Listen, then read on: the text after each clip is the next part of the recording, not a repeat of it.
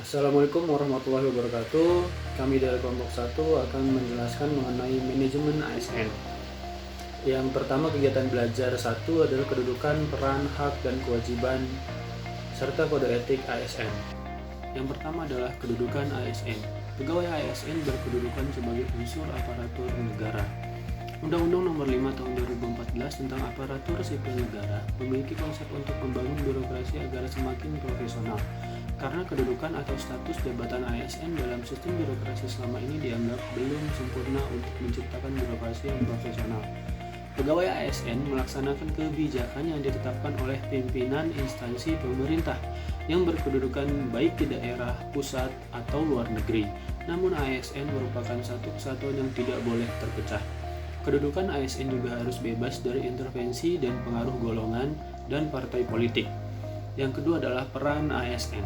Pegawai ASN berperan sebagai perencana, pelaksana, dan pengawas penyelenggaraan tugas umum pemerintahan dan pembangunan nasional melalui pelaksanaan kebijakan dan pelayanan publik yang profesional, bebas dari intervensi politik, serta bersih dari praktik korupsi, kolusi, dan nepotisme. Kemudian tugas ASN ada 3, yaitu pelaksanaan kebijakan publik, yang kedua pelayanan publik, dan yang ketiga adalah perekat dan pemersatu bangsa. Hak dan kewajiban ASN. Hak adalah sesuatu yang patut atau layak diterima sehingga dapat melaksanakan tugas dan tanggung jawabnya dengan baik. Hak ASN diatur dalam ketentuan Undang-Undang Nomor 5 Tahun 2014 Pasal 21 sampai Pasal 22 tentang Aparatur Sipil Negara. Hak P3K memiliki kesamaan dengan PNS, hanya saja tidak termasuk jaminan pensiun dan hari tua. Sedangkan kewajiban ASN adalah suatu beban atau tanggung jawab yang sifatnya kontraktual, diatur dalam Undang-Undang Nomor 5 Tahun 2014 Pasal 23. Selanjutnya adalah kode etik dan kode perilaku ASN yang diatur dalam Undang-Undang Nomor 5 Tahun 2014 Pasal 5. Tujuan kode etik dan kode perilaku ASN yaitu menjaga martabat dan kehormatan ASN serta mencegah pelanggaran disiplin. Konsep sistem merit dalam pengelolaan ASN. Berbagai praktek penilaian kinerja di Indonesia banyak yang tidak berdasarkan pada kontribusi kinerja pegawai, tapi pada aspek kesamaan atau senioritas serta pada kedekatan dan rasa kasihan. Kondisi ini menimbulkan frustasi dan dismotivasi bagi pegawai yang berkontribusi tinggi. Pada semua tahapan dalam pengelolaan SDM sudah tidak dengan spoil system, yaitu berdasarkan pertimbangan subjektif seperti afiliasi politik, etnis, dan gender. Saat ini sudah diterapkan sistem merit, yaitu sebuah sistem yang efisien, efektif, adil, terbuka, dan bebas dari kepentingan politik individu atau kelompok tertentu. Pasal 1 Undang-Undang ASN tentang ketentuan umum memberikan pengertian manajemen ASN yang berdasarkan pada kualifikasi, kompetensi, dan kinerja dengan tanpa membedakan latar belakang sara. Setiap ASN memiliki kesempatan yang sama untuk meningkatkan kualitas diri masing-masing. Pemerintah Kabupaten Serang pada tahun 2021 mendapat penghargaan Anugerah Meritokrasi KASN sebagai instansi dengan hasil penilaian sistem merit kategori baik. Selanjutnya yaitu mekanisme pengelolaan ASN, yaitu kebijakan dan praktek dalam mengelola aspek manusia atau sumber daya manusia dalam organisasi, termasuk dalam hal ini adalah pengadaan, penempatan, mutasi, promosi, pengembangan, penilaian, dan penghargaan.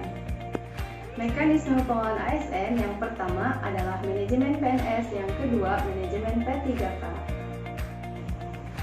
Manajemen yang pertama yaitu manajemen PNS. Ruang lingkup manajemen PNS ialah penyusunan dan penetapan kebutuhan, pengadaan, pangkat dan jabatan, pengembangan karir, pola karir, promosi, mutasi, penilaian kinerja, penggajian dan tunjangan, penghargaan, disiplin, pemberhentian, jaminan pensiun dan hari tua, serta perlindungan. Yang kedua, manajemen P3K. Manajemen P3K juga memiliki komponen-komponen yang hampir sama dengan PNS. Namun, di dalam ruang lingkup manajemen P3K tidak terdapat pangkat dan jabatan, pengembangan karir, pola karir, promosi, mutasi, serta jaminan pensiun dan jaminan hari tua. Pengelolaan jabatan pimpinan tinggi. Jabatan pimpinan tinggi terdiri dari utama, madya, dan pratama.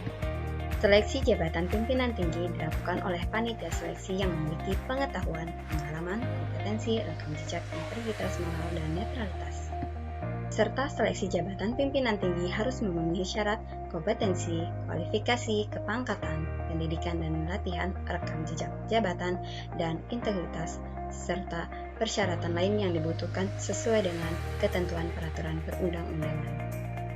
Organisasi Pegawai ASN dihimpun oleh KOP Profesi Pegawai ASN Republik Indonesia. Sistem informasi ASN diselenggarakan secara nasional dan terintegrasi antara instansi pemerintah. Pemutakhiran data dilakukan secara berkala serta berbasis teknologi informasi. Penyelesaian sengketa pegawai ASN diselesaikan melalui upaya administratif yang terdiri dari keberatan dan banding administratif. Demikian rangkuman manajemen ASN kelompok 1. Terima kasih atas perhatiannya. Wassalamualaikum warahmatullahi wabarakatuh.